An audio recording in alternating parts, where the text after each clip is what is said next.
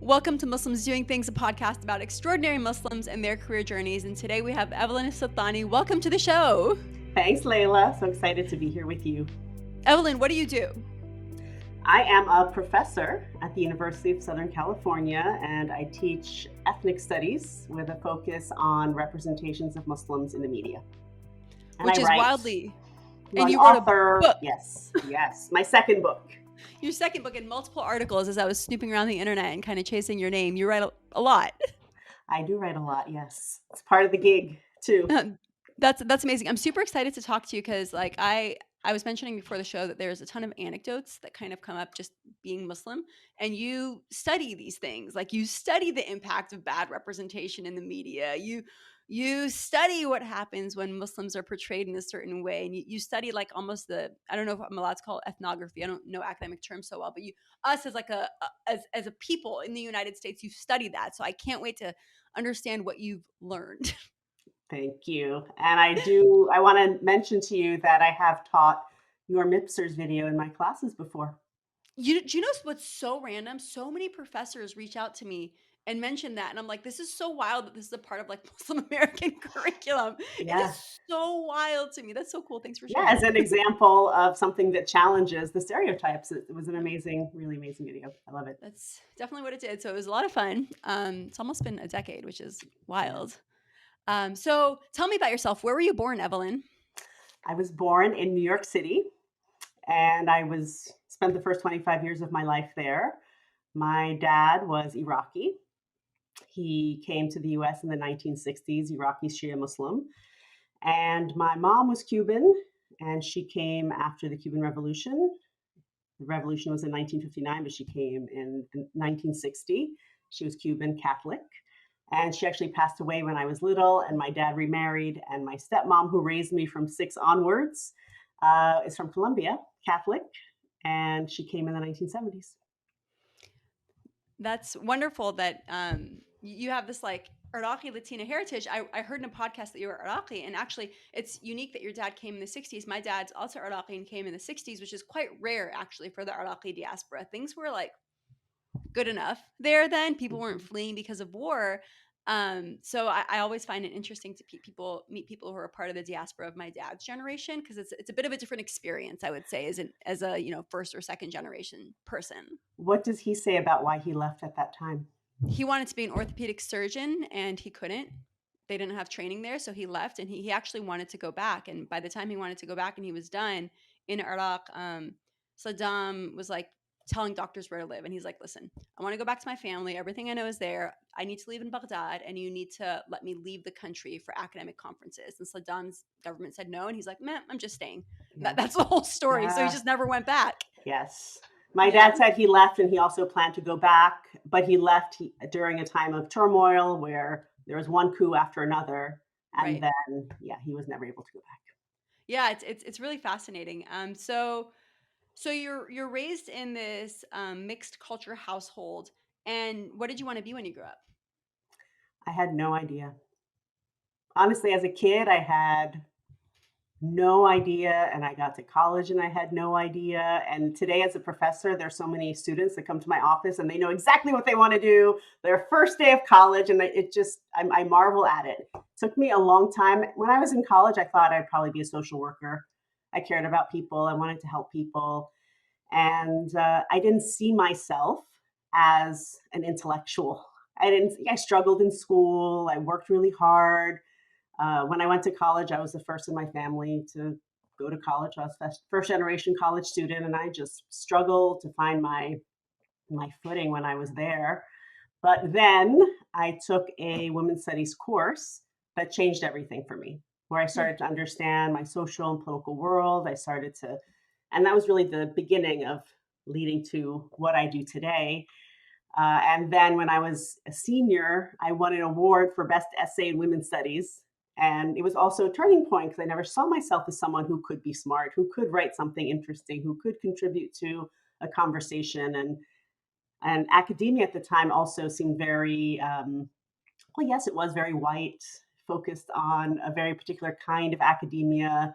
If you were interested in art, you did high art, high culture. and I wanted to study popular culture. So it was hard to find a place for myself there. But when I was introduced to women of color feminism, I found a place. I was reading people like Bell Hooks, Black feminist, and her bio said that she was a cultural critic. Hmm. And I remember thinking, what is that? You could be a cultural critic? I want to be a cultural critic. How do you do that? So from there, after college, I started thinking more seriously about becoming a professor. And there wasn't really space. Space was starting to be made for women as a category, as though we're a minority when really we're half of the globe. But there certainly wasn't space for different types of women of color, no less like Muslim women. Were you just like, I'm gonna smash the patriarchy, or kind of how were you thinking? So when I had my moment in college where I found a place for myself, it was incomplete because I found women of color feminism. It spoke to me. But where were the Arab Americans? Where were the American Muslims? And at that time, if you wanted to learn about Arab Americans, you couldn't. You could go learn about Arabs and Middle East studies, or you could learn about Islam and religious studies. So I was really yearning to understand what are the experiences of Arabs and Muslims in the US, Hmm. in the world of racial politics, alongside Black Americans and Latinos and Native Americans and Asian Americans, because I knew from my experience growing up that we were not white. We were not treated as white. We did Hmm. not have an experience of whiteness. So when I started understanding the social structure through these women's studies courses, I was longing, yearning, and looking to understand my own experiences in a US context. And that was not available at the time, but a lot has changed since then. Like a lot. I mean, talk about right time, right place. And we'll definitely get into that, and enough to certainly build a career off of. And it's funny you mentioned Mipsters, because in that journey, it seems like your journey definitely was much more targeted towards academia. But in my Mipsters journey a decade ago, I also figured out what I wanted to do very late in life. And a decade ago, I'd finished 2 degrees in architecture and was like, I'm being an architect. And I was like, nah, I'm going to start a company. And then I went viral. And I remember thinking, like, I could probably build a life off of identity. Do I want to do that? Like, Yeah. I could just post about who I am and what I believe in all day, and that could be the rest of my life. And I remember it was appealing because I got a lot of attention, but I just started a company, so I had to be very picky about what I chose. And I like remember this very deeply. And there was like times that Mips was in museums and I couldn't go and see it because I was bogged down with work. But it's fascinating you bring this up, because I certainly experienced that like right time, right place thing where I saw something happening and realized I could be a big part of the discourse. But not to take us too far into the future. At this point, you're interested in being, contributing to thought leadership, and you're a Latina, you're an Iraqi woman. What part of your identity resonated the most, and what were you yearning to learn about yourself? So at the time, there were courses in Latino studies, there were books in Latino studies, and I read them and I loved them and they meant everything to me. But this other part was missing. And so when I applied to graduate school, I proposed that I would seek to bring Arab Americans to the conversation about race in the US. This was in 1999. And I got into Stanford on that project. And once I arrived, my advisor said, you know what, go look at the job listings. You're not going to get a job doing this. You either do like women in Islam or something related to the Middle East, or if you want to do US ethnic studies, do Latino studies.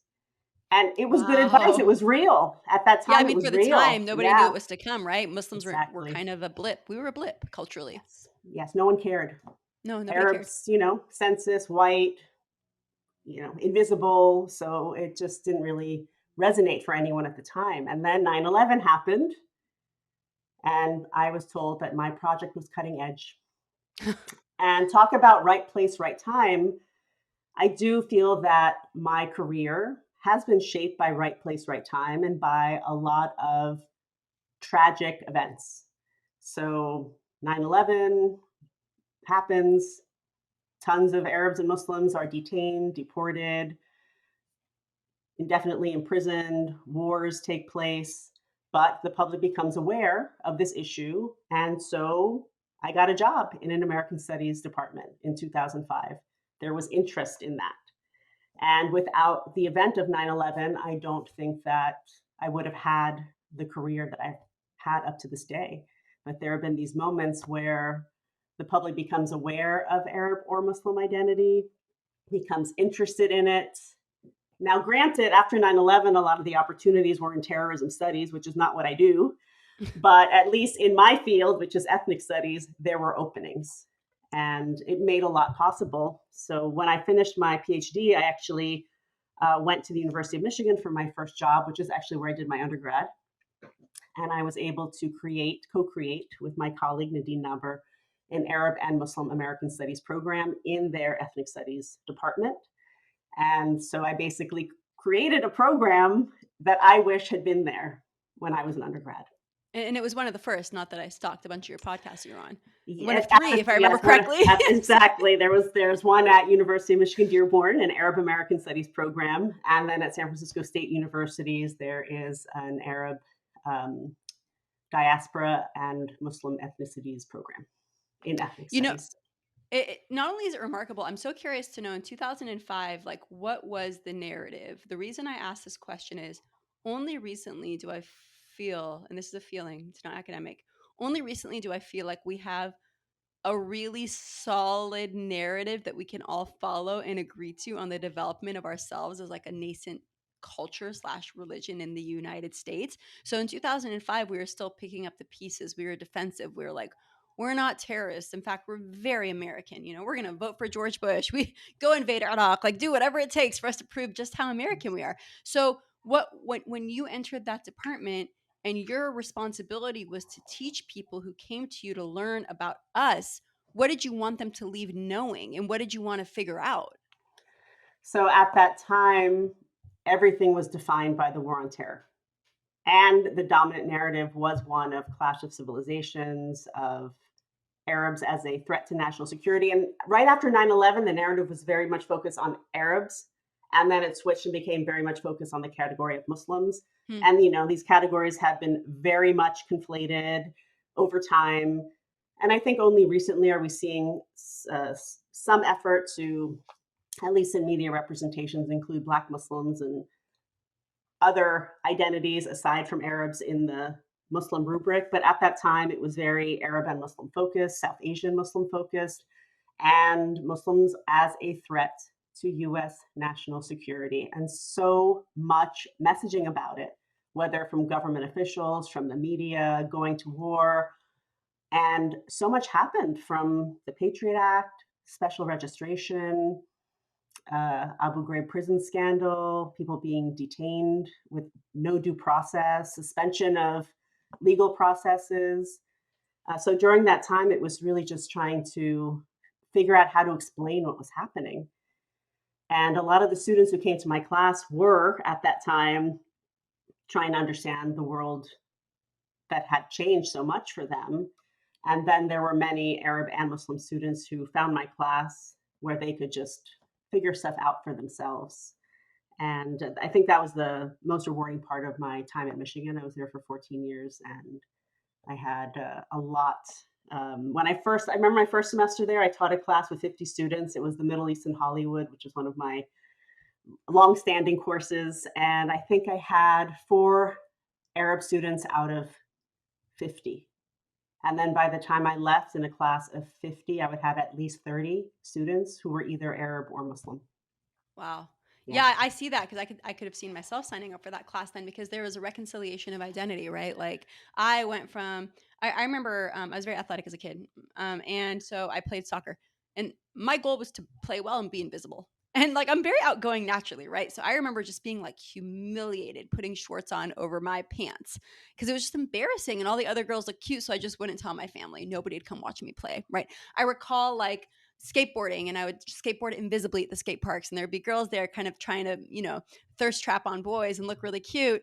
And I was just skateboarding invisibly. So it was that era for me was marked by a quest of invisibility, which then followed with like a self-proclamation of identity, which like peaked with Mipsters and has since evolved to like a deep state of comfort, I would say. But as the political narrative has shifted, I've seen my own personal narrative, and frankly, like our narrative as a community also shift. Yeah, that's just a whole Yes. yes, So I whole do thought think, stream just dumped on you. yes, yes, I'm with you. So after 9/11, it very much was, we're patriotic.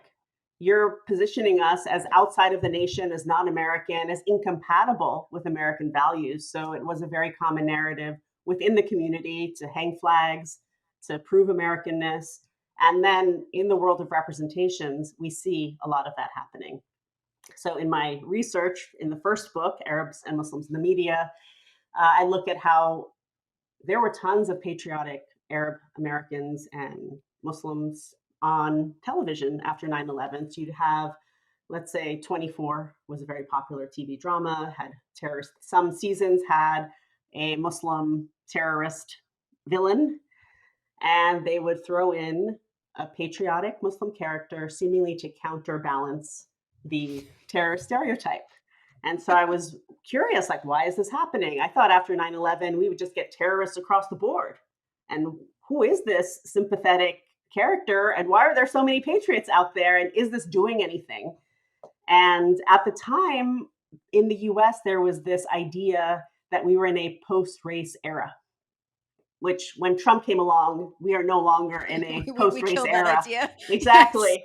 But people really wanted to say that we were. And it Yeah. felt like these sympathetic images were providing hope or a sense of comfort that we're not that bad, that all these horrible Right. policies are going on that are demonizing and murdering Muslims around the globe. But look, we're not demonizing all of them. Some of them are good. We have this new category. So I think after 9/11, that was definitely the dominant category. And then I've been tracing how that's been changing over time. Let's talk about that. And it's interesting because you're right that the only dimension was terrorist, and you're on one side or another. It's like good Muslim, good Muslim, bad Muslim, and it's like, okay, look, there's good Muslims too, but it's still otherization. Like it's still not somebody who wakes up and brushes their teeth and didn't sleep at night because they had a newborn. All these like very human experiences. It kind of goes to the question that I really hate, which is, are you hot in that? And people are curious as to why I'm so offended by whether or not I'm hot in this, and it's like, am I so subhuman that you can't imagine what it would feel like to wear a long sleeve Yes. shirt on a 90-degree day? Like, yes, I'm hot in this, and in fact, you would be hot in this too, because we're actually the same. We're just humans who have pretty similar, body temperature regulation systems. So I'm pretty sure you can answer that question yourself. But nevertheless, I want you to go through your tracing of the Muslim identity in media. You have a really beautiful understanding and of it, and I think it would help us all understand and contextualize our view from, I believe you started in the 60s when I was reading and learning about it to date. So I'd love to hear you talk through that and kind of share that with the listeners. Yes. So historically, and this all comes from Dr. Jack Shaheen's work, he wrote a book called Real Bad Arabs: How Hollywood Vilifies a People. And we see Arabs and Muslims being conflated, represented as one and the same for many decades. And from roughly the 1920s to the 1960s, a very exotic portrait of Arab men as romantic sheiks, dangerous sheiks, rich sheiks, desert imagery, very Orientalist, women as harem girls, belly dancers, exotic beings. And then it's in the 1960s that we start seeing a shift towards this terrorist character that we're so familiar with today. And it emerges out of the foundation of the State of Israel in 1948 and the Arab Israeli War in 1967, where we see Palestinians being demonized as violent and terrorists. So that's really the origin of the terror stereotype, but then it evolves through a series of political events and the way in which the US portrayed these events, because the US was invested in the events that followed. So, and a lot of this comes from Melanie McAllister's book, Epic Encounters. But in 1973, we have the Arab oil embargo, which was Arab oil producers protesting US support of Israel against the Palestinians. That did not come through in the message. What came through was these rich, greedy Arabs are threatening our way of life. They're threatening our economy. And so during that time period, there are lots of images that are still circulating of people lining up at the gas station, Americans being told to reduce their thermometers, and a direct impact on Americans' daily life. And so Hmm. out of that, we get this rich oil sheik stereotype in the media who's a threat to the American economy. And that continues to evolve in 1979, 1980 with the Iran hostage crisis. And now we have Arab, Muslim, Iranian all mushed together, can't disentangle or tell them apart. And at this point, the narrative changes to Islam as a threat to American families. Inside your home, threatening your family members. And from there, we get to the Gulf War, 1990, 1991. And it's an interesting moment where we start seeing the seeds of multiculturalism. We have multicultural militaries. And actually, during this multicultural moment, during the war, we also have the seeds of this patriotic Arab character. Hmm. If we look back at the siege from 1998 and True Lie, no, and Three Kings from 1999, both of them have a quote unquote good Arab and a good Iraqi who help in Three Kings help soldiers escape. Yeah. And they're westernized and they're patriotic. And so we have the seeds of what happens after 9/11, where we get all of these patriots. But in my book, what I also look at a period, maybe 10 years after 9/11, where we start seeing secular Muslims. So we went from a lot of terrorist threats to national security before 9/11. And then after 9/11, more threats, but this patriotic character who's there to show us that we care. We have evolved as a nation and we don't demonize all of them. And it's supposed to reduce the stereotype, which it doesn't, because as you mentioned, we're still understanding Arabs and Muslims as either good or bad in the context of terrorism. And then we have the emergence of the secular figure. Shows and movies like The Big Sick, Aziz Ansari's Master of None, Shahs of Sunset on Bravo, where we have examples of Muslims who have left Islam, or Islam is meaningless to them. So Aziz Ansari, he's pork eating and alcohol drinking, and Kumail Nanjiani in The Big Sick is embarrassed by his culture and his family, and he doesn't really want anything to do with it. And in Shahs of Sunset, they're drinking, they're partying, bikini wearing, etc. And I am not Muslim policing any of that, so I want to be clear about it. We're just talking through history. Yes, like, you do you. But the thing is, what becomes possible representationally? So what is It acceptable? expands. It expands drastically from Yes. yes. Patriot to secular. And in both cases, it's creating something that's responding to the stereotype.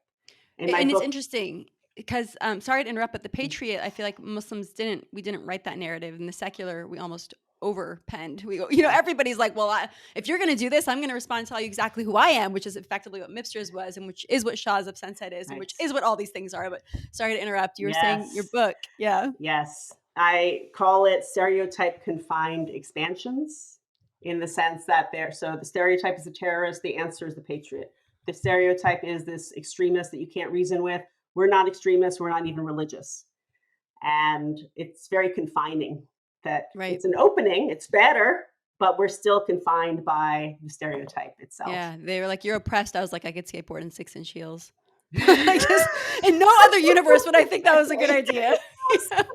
We needed it at the time. We did. Yeah, it was doing some serious work, but I understand, like, it's resonating, right? The message is resonating. And so we get to this expanded state. And this dovetails, would you say this dovetails with Donald Trump? Yes. So then we get another shift with Donald Trump.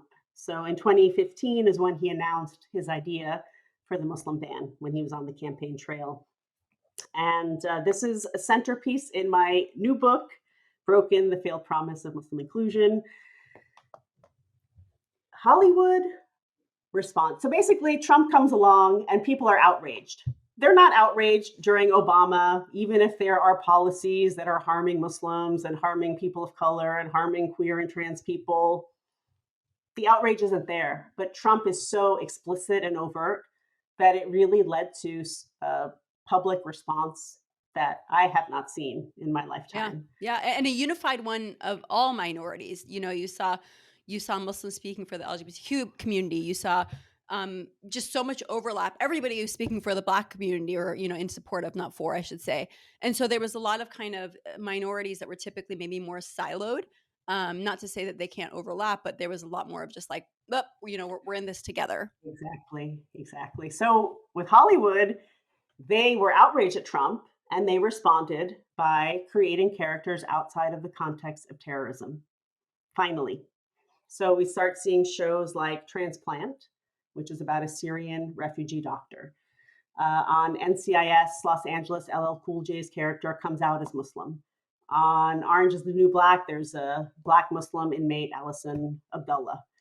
So we start seeing more Muslim representations that are not only Arab Muslim, and there is an expansion. The shows that I think really show the promise of what's possible are Rami, Mo, We Are Lady Parts, Ms. Marvel, and Sort of. We've never had something like that before. Yes, maybe one here and there, independent movie, but to have 5 TV shows on network television and on big platforms like Hulu and Netflix, I've never seen that before. And it really points to what's possible. I watch it and I think I can't even imagine what it would have been like to grow up with that.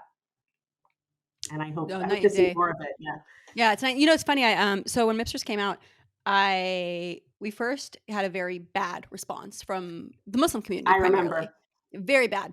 Mhm. And then actually Rabia Chaudhry wrote a piece, and that started to turn the tide on the Muslim community, and then the international and I guess American community started to pick it up, and we were all over magazines, and suddenly a lot of the people who were telling me it wasn't right were like, oh, this is actually really cool. So I kind of was in the middle of it, and it was my first time going viral or anything even close. So I called Omid Safi. Do you know Omid Safi? Academic. I feel like I know he's of in him. he's in he's in North Carolina. I don't know why I called him. I'm not sure how this conversation happened, but for some reason I got in touch with him or he got in touch with me. And I was like, this is like very uncomfortable. He's like, Layla, you have to understand the Muslim community is so bruised by misrepresentation. We're just all so defensive. We're also upset about how limited we've been portrayed. And so you've told your story, and everybody else wants to tell their story. And you need to make it clear that your story is not their story. But we need to kind of take that into our own hands. So there's certain moments like I don't talk about MIPS doesn't come up a lot now. Actually, it's funny because you're an academic. It's nice to talk about it, but there's another conversation. There's a few that really kind of I will never forget in that era. And then there was another one with a professor called Ethan Zuckerman who was at the MIT Media Lab. And I walked into his office and he says, I saw what you did. I said, thanks. He said, write something. I'm submitting it to the Atlantic. And I was like, what do you mean? He's like, if you don't write something today, a white dude like me is going to write it. I don't want to tell your story. So you kind of saw the same message being told through different lens. And I think that there was probably multiple events like that across our community, which galvanized and led to things like Rami. And by the way, you still get a lot of that response, right? Some people still saw Rami and were like, never over my dead body. And others were like, hey, this is great. And others were like, this is great. It's just not me. So there was definitely a Yes. variety of responses, which is what one should expect when it comes to representation of an identity. But there certainly has been an internal reconciliation too of who we want to be. Yes. I think this is a consequence of having either no representation or bad representation. That Of then course. every morsel you get mipsters, people are outraged. What are they doing? Rami, oh my gosh, he's having sex and he's addicted to porn. He's tarnishing the image of Islam. When a white Yeah. person is depicted as a murderer, there is an outcry because there's so many representations of white people that we're not Mm. worried that this one is going to stick. And then we have this history. I mean, Jack Shaheen's book ended in 2000, and he's looking at movies, and he looked at almost 1,000 movies. He said 52 were even handed and 12 were positive. So he inherited this system of media representation that is very damaging to us. So each thing, Nipsters, Rami, we're so hungry, we need more. And then, oh, that doesn't represent me. Okay, there are 2 billion Muslims. It's not supposed to represent you. Yeah. No, you nailed it. And actually, speaking of representation, so you and Stuart Abedi at MPAC came up with something. We haven't gone through kind of what happens after University of Michigan, so we'll get back into your story. But I'd love to talk about this now because it's so relevant. You were really curious about how are we represented and what is good. Can you share that journey with us and what you came up with? Yes. So when I moved to LA 4 years ago, I met Sue Obeidi, who is the director of the Hollywood Bureau at the Muslim Public Affairs Council. And she does a lot of consulting in Hollywood and she runs workshops for Muslim writers and connects them to Hollywood. She does amazing work. And we were talking about what happened after Trump. Wow, they're really making an effort. Hey, did you see DC Legends of Tomorrow? They have a Iranian Muslim superhero. That's amazing. Hey, did you see on Lone Star 911? There's this firefighter, and she's an Arab Muslim character, and wow, she's amazing. So we were just taking note of all the incredible developments, but we were noticing that there were still mistakes happening or efforts that didn't take it far enough. So we were really looking at, this is the diversity age. They're making an effort, but why, for example, with Aladdin, why remake Aladdin? It's an Orientalist story. And yes, they did a great job in making sure it was a Muslim, Iranian, South Asian, Arab cast. So bravo on casting. They didn't whitewash. They could have. They have a history of whitewashing. But you can't really remake Aladdin. It's like Orientalism doesn't matter. It's better than terrorism. So we were noticing things like that. The firefighter on Lone Star 911, they have since fixed this problem, but I think the first or second episode, there's a beautiful 2-second scene of her praying in the firehouse, and she Oh doesn't know my how to pray. Did gosh. you see? I don't know if you saw that. Yes, I'll never Yeah, forget. She looks like a yes, spider. It's like yes, what's that, Twister? yes. So Muslim It's Twitter went mortifying. crazy. Yeah, oh, I was a part of that. Yes, I Yes. recall. In another scene, she's on the job and her hijab falls off and her hair is flowing in the wind. It was just like, It's like why? Why? Like Orientalism. you Yeah.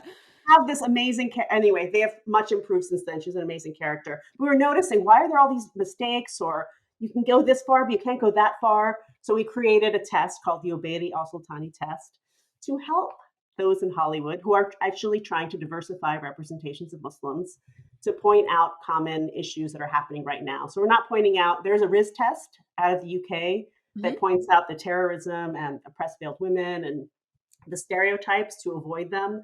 Ours is different in the sense that it's looking at what are the common pitfalls that people who are seemingly committed to diversity are making.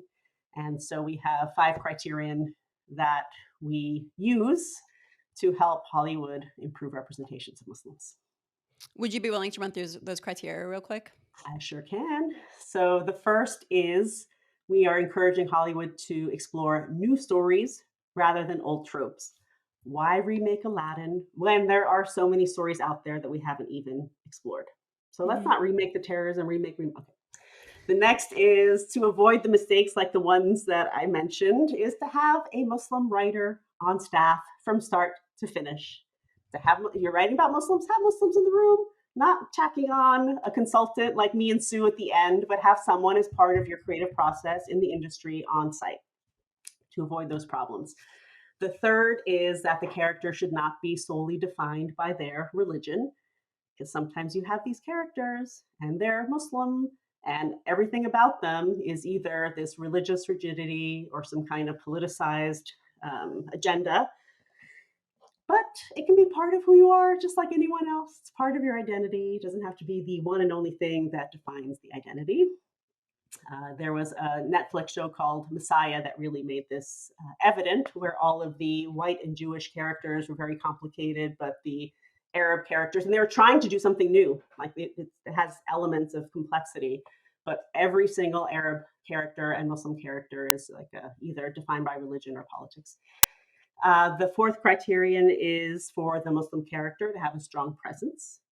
No, we don't expect every Muslim character to be a lead, but Grey's Anatomy, for example, had Dr. Kadri, hijab wearing doctor, and she was in the background, irrelevant. And it's very common in diversity practices to just throw someone in the background of whatever identity. So highlighting that that's not an adequate solution to just throw an identity in the background. And finally, diversifying representations of Muslims, and not all representations of Muslims have to be Arab or South Asian. So we are seeing more Black Muslims, but we're not really seeing Chinese Muslims Hmm. or uh, Filipino Muslims or Indonesian Muslims, or but perhaps in the future. It's really remarkable, and it's funny that those things translate to real life too, right? Like even in real life, it takes a lot for somebody to see me personally as not just a Muslim. I'm like, I actually don't know much about diversity aside from my like lived experience, but like I could tell you a lot about raising money, technology, whatever it may be, and it's reflected, right? It's reflected in the thought leadership community. I do a lot of TikToking on my career. People who follow me are 18 to 34-year-old women. The people who follow Gary Vee are the men trying to build companies. And so, so my question, which is a leading question, because I know the answer, though it's not data driven, is like, what is the impact of not doing that? Do we think it shapes policy? Do we think having misrepresentation has negative consequences? And what are they? So the consequences are huge. I have a colleague, Muniba Salim, who has done studies on what happens when we are consuming repetitive images of Muslims as violent. And she found that there is a direct correlation between consuming these images and supporting policies. Two in particular. One is supporting going to war in Muslim majority countries, Mm. which we have. So if you think about that, there's a direct impact on Yeah, Muslim the life. maths. Yes. And the other is supporting, and this was really relevant after 9/11, supporting restrictions on Muslim civil liberties in the US. So there's a direct policy implication, which means direct implication on Muslim life in terms of rights and in terms of life and death. Mm. There's some other studies. There was one out of University of Alabama that looked at news reporting, and it stated that when a Muslim commits an act of violence, the media reports on it 357% times more than violence committed by white people. So we also have we've been over consuming this Mm. idea. So I think the representations that Jack Shaheen points out in his book, just the idea, and I think of myself when I was a kid watching, movies that I loved, like Back to the Future or Jewel of the Nile, and all of them had, Arabs as demons, Muslims as horrible people. Um, if that's what you're getting and that's your understanding, it has a greater consequence. So I have a very bad reaction when I hear people say it's just entertainment because Yeah. it's not. No, no. I mean, the reach and power of these people also who are in entertainment is like the first indicator of that, right? If a Kardashian posts anything, it'll sell out immediately. Kanye West and all the really inflammatory statements he's been making Yes. recently has energized certain people, which is really painful to see. Yes. And so I'm with you. You don't have to tell me on that. You're at the University of Michigan. How? First of all, what do you feel like you accomplished there in founding a department? And what was next? Like, how did you end up in California? So at Michigan, it did feel like right place, right time. There is a large, visible Arab and Muslim student body at the University of Michigan. It's close to Dearborn. And so there was a critical mass of students who were looking for the thing I was looking for in the 1990s when I was there. But here we were a decade later.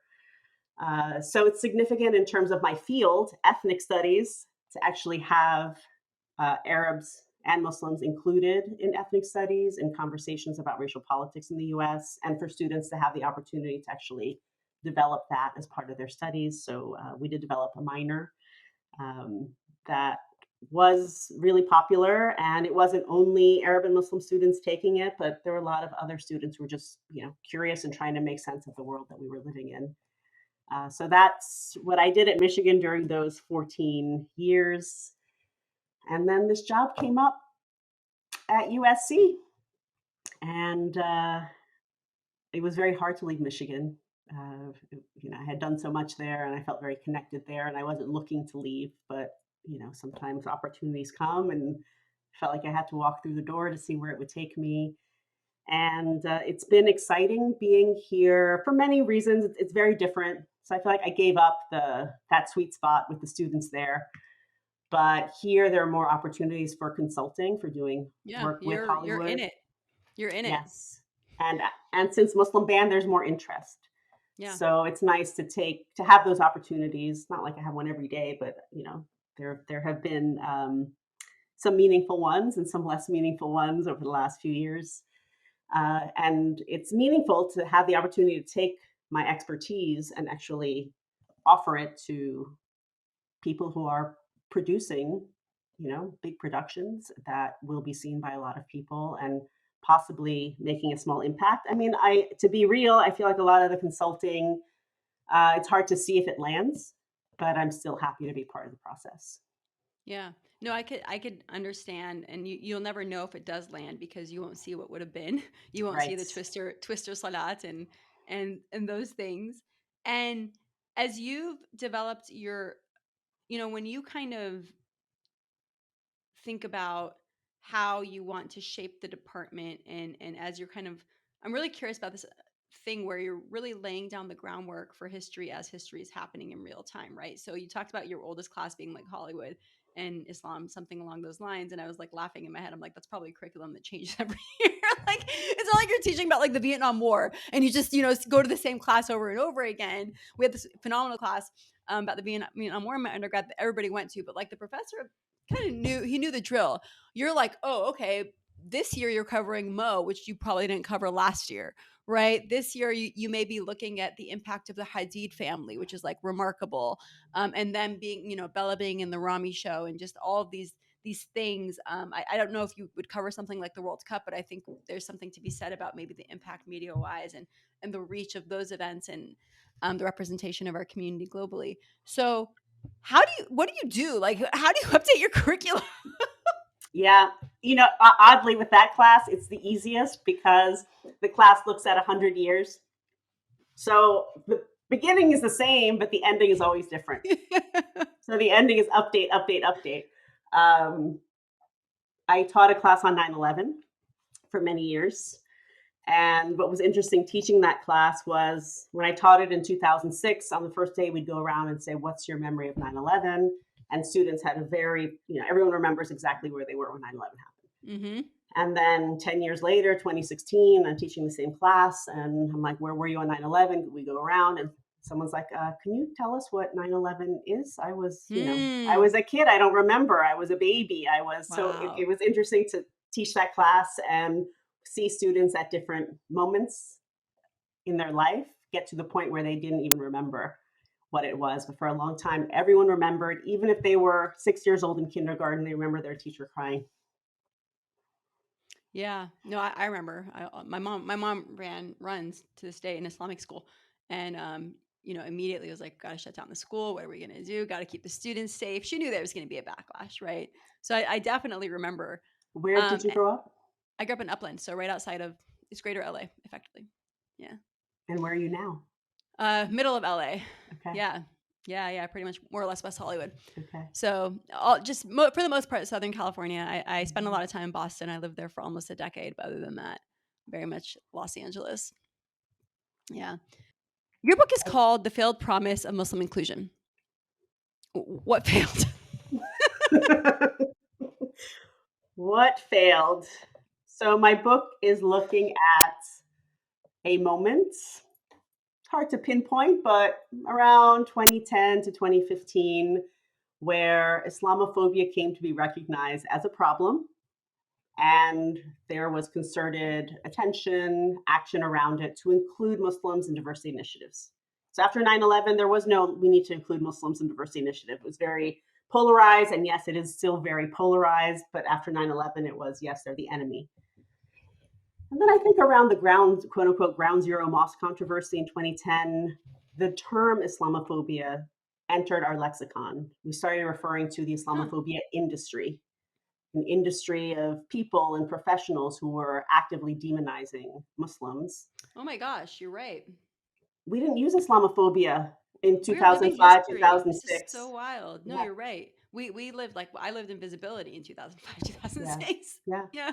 In England, they used Islamophobia in the 1990s, but we really haven't used it until the Huh. 2010s. And so we're recognizing Islamophobia as a social political issue. And the book looks at how Muslims have come to be included in diversity politics. And by that, I mean, for example, on college campuses, eh, having accommodations during Ramadan. And at Michigan, we had the administration have more prayer spaces on campus for Muslim students who are observant and pray 5 times a day. Um, in Hollywood, we have this expansion of representations, attention to how Muslims are represented. And given that a lot happened with Trump and this unprecedented action, one of the key arguments I make is that Muslims come to be included through what I call crisis diversity, which means that a crisis takes place. So it could be an Islamophobic incident that brings Islamophobia to our attention. It could be Ahmed and his bringing his clock to school and being arrested because the teacher thinks it's a bomb. It could be the 3 youth in North Carolina who were murdered by their neighbor. Mhm. It could be Muslim ban, which was an unprecedented response. It's brought to our attention. Universities respond by creating diversity initiatives that include Muslims. Corporations respond by issuing statements. There's a flurry of activity.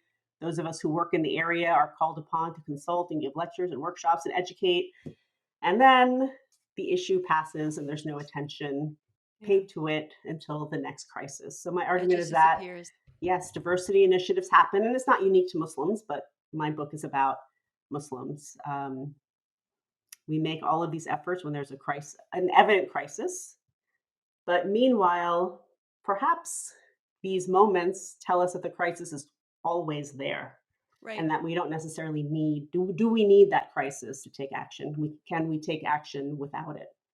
You know, it's an interesting and a critical lens because if you look at the Me Too movement and the way that women are treated in Hollywood, it's similar. It's a rolling narrative. If you look at the way the Black community is treated in the United States, it's similar. It's a rolling narrative, right? But also, like if you look at technology, and I'm thinking about some of the things that are endemic in technology, they say there's a lack of pipeline diversity, right? So I think like a really, really less than 1% of funding goes to Black male CEOs. And my co-founder happens to be a Black male CEO, and he's like very much in the minority of the types of people who raise money. And I'm just drawing the lines because people see they see people like Chaz as extraordinary, and Chaz is extraordinary, but he's viewed as more as somebody who has outdone the system or outperformed others than what he is, which is a smart guy, right? I'm not really sure how to describe this. I think what I'm saying is there's a lot of lip service paid to how there needs to be more pipeline in technology. And when people make it, they're highly celebrated, but you As the don't see a lot of exception. effort as the exception, but you don't see a Mhm. lot of effort going into let's train more Black people in this. Let's find people at historically Black universities that maybe have less financing and go and finance those technology companies. Let's like let people in through the door. So I think that this just happens, like unfortunately, and it happens across professions. It happens across minorities. There's a status quo, and it's really hard to change the status quo unless. And I'll tell you what happened at Chaz's company and my company. Unless the people who run it are themselves diverse, because we have Right. never had a diversity problem at my company ever. If we have a diversity problem, we actually probably need more white dudes, honestly. Right. Like it's we like have so much diversity that it's pretty evenly balanced in terms of gender, in terms of types of people. So I think that's why this podcast has been important for me, and that's why I'm always curious to talk to people who have reached heights in thought leadership or kind of heights in their career, is because like they end up making the change not because they've dedicated their lives to it, but because they're like they don't have the implicit bias that closes the doors to others that maybe wouldn't be able to enter otherwise. Yes. I agree with you about the pipeline because it's very common. Okay, Black Lives Matter. We need to hire more Black people. Now there Right. are more, Black Black. Black presidents of universities today than ever Right. before. Right. But what Harvard. Right. about right? What about the But pipeline? also Black models, like people in makeup companies. I remember Revolve had this big thing where people were like, "Where are the Black models at Revolve?" And now there's tons of Black models. And it's like, okay, that's great, but like, I don't know what Revolve's leadership team looks like. I can make a few guesses, and I'm not going to because Mhm. this is on the record. But I'll look it up Yes. afterwards and kind of have a little bit of a better understanding. Just to use one company as an example of what that might have shaped out like at the levels of like power. So I think that really my dad's always given the same advice since we were kids. It's like, do whatever you want, just be the best at it. And I think that's one of the best pieces of advice Yeah. because you truly, in order to help change the narrative, we need people making decisions whose afterthought is changing the narrative, who like happen to be Yes. changing the narrative in real time. Yes, I have some students who are either, Arab Muslim or Black, and they've had opportunities in this diversity moment. They're like, oh, are they only hiring me because I'm Black or because I'm an Arab Muslim? Take that job and do Who your cares? best. Take Yeah. it. The Who door's cares? open, go. Don't Yeah. question this. Like it was closed for you for a long time. If it's open right now, go. Yeah. And then open it for other people, right? Back to And Chaz, open my it for co-founder. others. Like, and even me, we've had so many hijabis. It's so funny because it's such a non-versation. We've had so many hijabis come through our door and interview software engineers, and I don't even know till they've joined the company. And I'm like, oh, cool, like it's another hijabi. It's just a non-versation, right? We've never had to hire a diversity team, which is pretty cool too, and hopefully never have to. And actually, diversity spans across everything. It's not just race or faith or whatever. So I think the answer truly is in being able to diversify the people who make decisions. It's just hard to do. Like even today, the Fortune 500, I can probably count, at least a few months ago, I was able to count on like two hands the amount of females. Females. That's not a Yeah. minority. That's half of the people in the world. Females in the Fortune 500 leadership, like CEOs, right? So it's a big problem. It's a hairy problem. I think that we're definitely getting closer to the solution. But this diversity, this crisis, what was the term used? Crisis diversity. Crisis diversity concept is probably going to be well and alive for a while. You have a lot of opportunities to write about it. Yeah. I think about Hollywood, for example, and how they made these changes after the Muslim ban. Amazing changes. I don't know if it will continue. If it was only driven by crisis, I don't know if it'll continue. I hope it does. But for me, the crisis was not the Muslim ban in terms of Hollywood. The crisis is a century of stereotyping that has damaging consequences. Right. So Right. how are we oriented? How are we addressing the issue? I'm so happy that this is on the table. I remember when I was growing up in the 1980s, there were not conversations every day on the news about race and inequality. And so today it is on the table. It is part of the conversation. So my concern is what are the approaches that we are taking and what is a more effective approach? And I'm criticizing the crisis approach. It does lead to change, to some change. It's not like it's a zero. But what if we actually oriented our initiative towards the actual root cause of the problem rather than the flare up? Yeah, there has to be a better way. I mean, even if you think about Twitter is a bad example because now you can buy verification, but let's think about Instagram or even Facebook or any of these places where people are recognized for thought leadership by saying, okay, like this is somebody who is very good at what they do. You should listen to them, and they give them the blue check mark. I pay attention to this in the Muslim community quite a bit, particularly in the visibly Muslim community, which happens to be Muslim women who wear hijab, just the way it is. It happens to be that. Sometimes it's men with beards, a little bit harder to recognize. But if you see, and this is totally anecdotal, I have not studied this, though somebody could probably put a script together to figure this out pretty quickly. If you see the way that it's distributed, Muslim women are recognized for being influential and beautiful and for selling product, right? Which is fine. It's a great thing to do. But there's a ton of Muslim women who are influential in other ways. You have Lena Khan, who's freaking incredible. She's like a director, right? There are women, and I'm speaking specific about hijabis because that's kind of the category I've been paying attention to here. Mm-hmm. There are women just doing all sorts of things, and you don't see that recognition of pay attention to this person for their expertise because they're good at this thing. And it's much more easily handed out to people who you don't really have a box in which you're inclined to fit them into, like Lena Khan, Muslim woman. It's like, no, dude, she's really freaking good at directing stuff and, has a show up right now. I think it was like nominated for an Emmy or something. If I remember correctly, she just posted about it today. But I think that there's work to do outside of even in the hiring spaces, like representation at a broader level in technology and social media has to do better. In order to help break down some of the biases people may have when they think about what does good look like, what does extraordinary look like, who should I be listening to? Yes, I absolutely agree. Yeah. And I'm new to social media, but it's been interesting for me to listen to you talk about it. Oh boy, your job will get a lot more interesting. Get on TikTok; you have tons to talk about. Gen Z is kind of the answer. Funny enough, I actually did a TikTok on Aladdin and why it was Islamophobic. The And it did live really action one? Yeah, just generally the whole thing. Okay. The whole thing. The whole franchise. I actually spoke specifically about the 93 one and talked Yes. about that line that they took out in the Cut first off your song. ear if they How don't like can I the forget? We all I know remember it. my parents bought the CD and they're playing it in our preview. We had a preview and my mom was like, "What? It's barbaric, but hey, it's home. It's home." And like, just oh my gosh. And the idea that now people who were maybe my age at that time can see Miss Marvel. My daughter Camila's 4, can like see Miss Marvel and sees that as representation instead of a place where they cut off your ears if they don't like your face. So hopefully I like your face.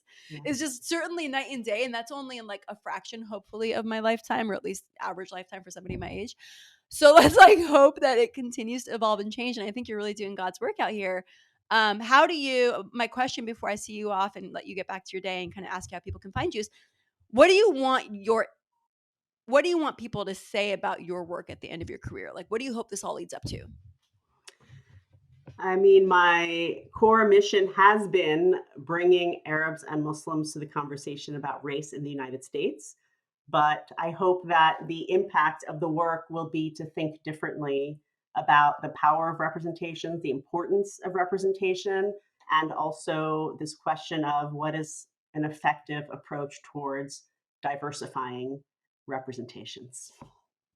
Well, I'm super excited to see it, and I'm very thankful for the work that you've done thus far and for your newly minted social media presence. Where can people find you, and where can they find your work? Yes, so I should actually show you my book. This is my new Ooh, book, Broken: The beautiful. Failed Promise of Muslim Inclusion, I will and absolutely read it. I can't wait. It's right up my thank alley. you. That can be purchased on Amazon and any other bookseller. And you can learn more about me at evelynalsultany.com. And I am on Twitter at Evelyn Alsultany. Wonderful. And before I see you off, what will when people read your book, what are one or two things they'll take away from it? They will take away um, an idea about how Muslims have come to be included and how there are the joys of that in terms of it gave us Rami, it gave us Ilhan Omar. So there are positive things that came out of this crisis diversity, but also the pitfalls and complications to diversifying initiatives and including Muslims. I can't wait to read it. Thank you so much, Evelyn, for being on the show. Thanks for having me, Layla.